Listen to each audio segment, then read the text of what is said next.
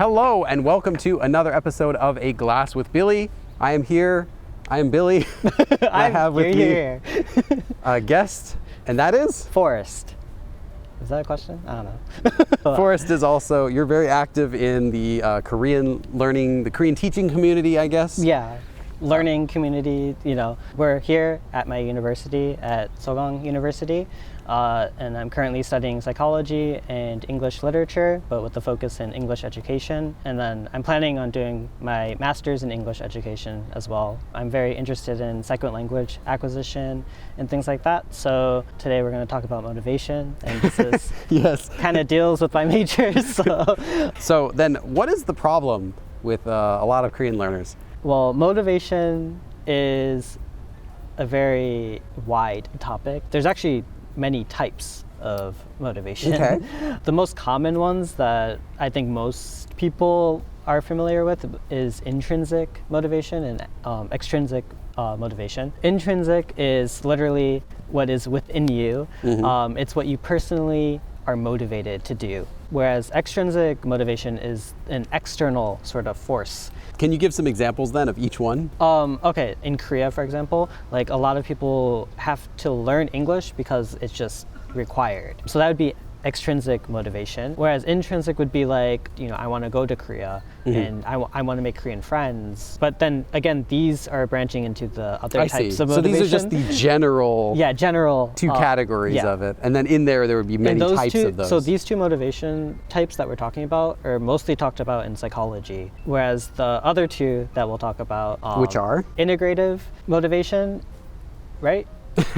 Yes, integrative motivation, instrumental motivation. Integrative motivation is where you want to be sort of like involved in a community, especially. Like you want to be a part of some sort of group or thing. At least my professor will compare, wanting to learn Korean because you're interested in K-pop or dramas, or like wanting to make Korean friends. These are all very social types of reasons, right? They're very intrinsic. Like a person that wants to make a Korean friend, it's not because of your parents. No one's gonna be like, oh, you need to go make Korean friends. Like, it's because you want to. Well, except I'll tell you that. You need to make Korean friends. Even I will tell you, you need to make Korean But friends. typically it's not. Yeah, typically it's not. So instrumental motivation is for a sort of like practical purpose.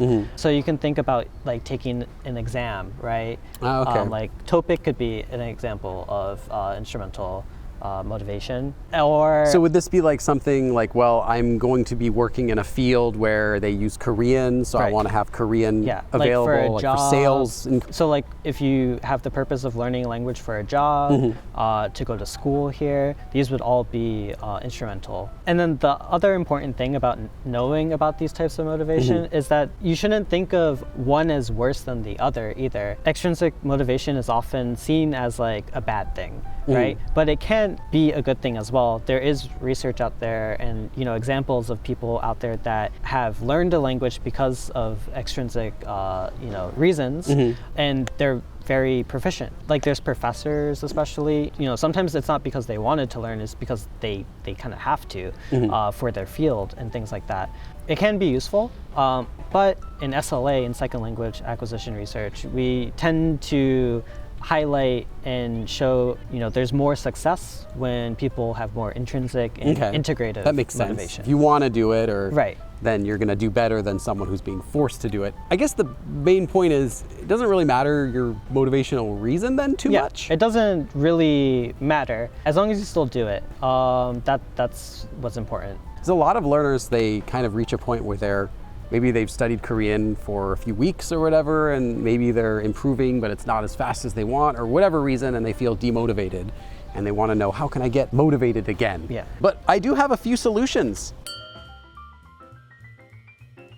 Focus on setting achievable goals and hitting those goals. I would add to that, they should be achievable small goals. You shouldn't get too far ahead of yourself and be like, I want to be the most perfect native speaker in 3 months. Yeah, so make sure they're realistic and just stick to small goals. Those small goals will turn into that really big goal that you have eventually. Language learning, I'm not sure if I've said it on the channel before, but it's not a race. It's a very long and sometimes painful journey, and you're going to go through these ups and downs with motivation. I guess to add to what you said about small goals, I'll say that is really important, because what you don't want is missing your goals, because that will make you feel more demotivated. Right.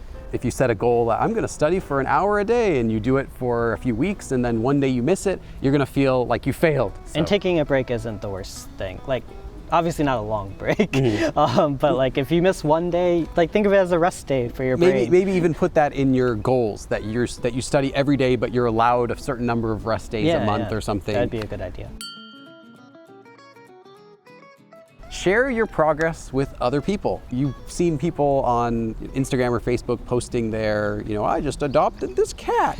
You want that motivation from other people, because that will help you feel like you're doing good. You should keep going with it. So basically, it's accountability, right? That's really important for motivation. If you announce to like all your close friends, to like a bunch of people, especially on social media, right? You kind of want to stick to those goals. One day, if you just suddenly stop posting, like people are going to start asking you. They're going to question your sort of commitment to your goal, right? We have cheat days, right? But same with Korean, right? It's going to motivate you to keep pushing past that cheat day. Another thing that they also do is they give you a nice journal of your studying. You're going to be able to look back and see, look how far I've come. Yeah. It's re-motivating too. You're like, wow, I've come this far. Yeah. Like I've gotten this much better. Even if it's just like a little bit, that little bit is a lot, actually.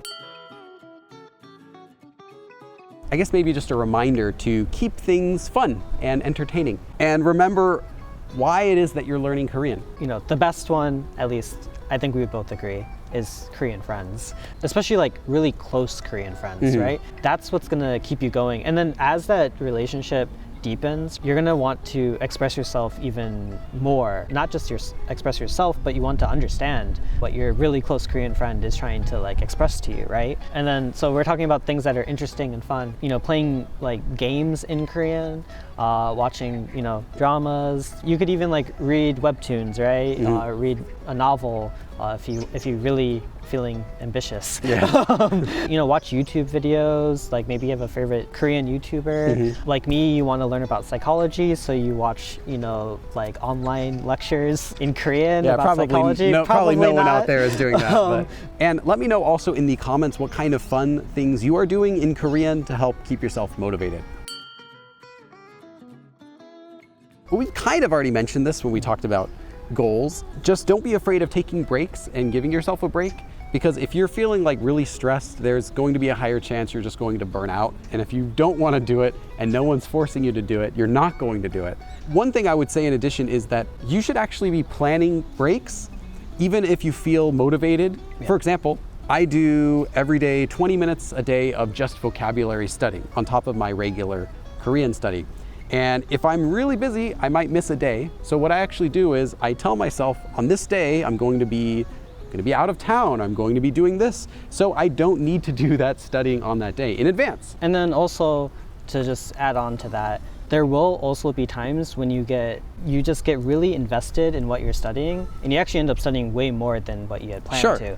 In psychology, we call it flow state. So you get in like the flow of what you're studying, and you shouldn't stop when you're in that state. You should just keep going. And that can contribute to the time that you would have studied during your break, right? So it kind of makes up for the break. And to add to that, if during your break you're just watching, some Korean show, but you're kind of paying attention to it, trying to listen to it, well, that's still kind of studying too. So you don't have to feel like you're giving up for a few days. You're doing studying in other ways as well. Yeah, it's just more relaxing. And the next, and I guess final tip that I have is to know that you can learn Korean, because there is a common misconception that people who learn Korean, or people who learn a foreign language or multiple foreign languages, that those people are therefore geniuses. This is not true. I know some really smart people who speak Korean, and I know some pretty dumb people who also speak Korean too. Again, talking about having realistic expectations, right? Not everyone can get to that super advanced level either. It also depends on your motivation, right? Everyone kind of learns for different reasons. And Everyone has different goals. yeah, everyone has different goals. As long as you stick to those goals, then you will get there. It'll just take time. So don't rush yourself, don't pressure yourself. Try to make it as, relaxing and enjoyable as you can. You don't have to be a genius, that's for sure. And then I also wanted to add a couple other things. Motivation itself, I think it's a bit overrated. You don't always need to feel like, I'm gonna learn Korean, yeah, like I'm doing this. You don't have to feel like that every single day. You might feel more or less motivated on any given day, but you can still do Korean studying, whether you're super motivated or only a little bit. It kind of goes up and down all the time. It's never gonna stay, like consistent or anything. Which is why having goals, so reachable, small goals, are gonna be helpful to you, because during those times when you don't feel super motivated, those days you can still keep going and learn Korean regardless. Sometimes just doing it is the important part, even if you're not really excited about doing that Korean study. You don't always have to like seriously study. Like we said, you can sort of just watch, a drama and just kind of listen on your break day, on your cheat day, right? That's also going to be helpful in the end. Or what if we make like an accountability channel on Discord? We just randomly decided decided we're gonna do a progress channel on my Discord server, and there will be a link to the Discord server in the description box below. There will be a channel in there for accountability, where you can post your progress and just how you're doing studying Korean. Feel free to use that. You can share with other people there. Another option that I will offer you is if you post something on, say, Instagram, feel free to mention me. It doesn't even have to be with my materials. Just say, hey, I'm studying Korean, go Billy, keeping me accountable for it. And yeah, I'll be happy to check it out and click like on it. So that's another option you have. All right, so then what do you do to stay motivated? Please let me know in the comments below. I'm curious to know your tips. Thanks for watching. Again, thanks to our guest, Forrest. and I will see you again next time. 그럼 다음에 또 봐. Bye.